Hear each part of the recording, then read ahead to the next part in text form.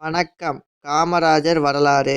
இவர் 1903ஆம் ஆண்டு ஜூலை 15 அன்று விருதுநகரில் உள்ள விருதுபட்டி என்னும் ஊரில் பிறந்தார். இவரின் தந்தை பெயர் குமாரசாமி மற்றும் இவரின் தாயாரின் பெயர் சிவகாமி அம்மையார். இவருக்கு பெற்றோர் வைத்த பெயர் காமாட்சி.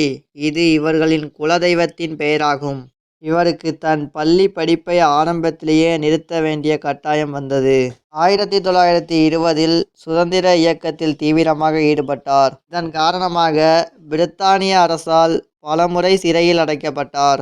1937இல் சென்னை சட்டமன்ற உறுப்பினராக தேர்ந்தெடுக்கப்பட்டார்.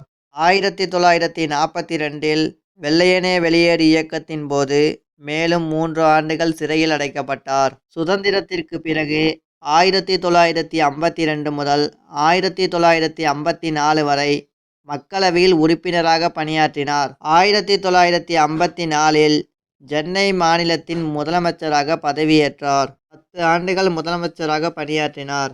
ஏழை மக்களின் வாழ்க்கை தரத்தை மேம்படுத்துவதிலும் முக்கிய பங்காற்றினார்.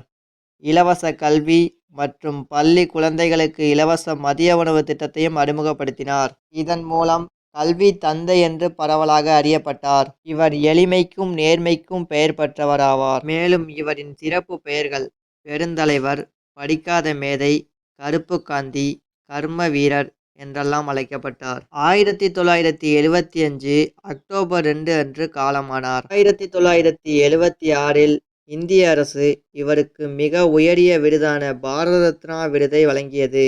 இன்றும் பல கட்டிடங்களுக்கு மற்றும் தெருக்களுக்கு இவர் பெயரே சூட்டப்பட்டுள்ளது.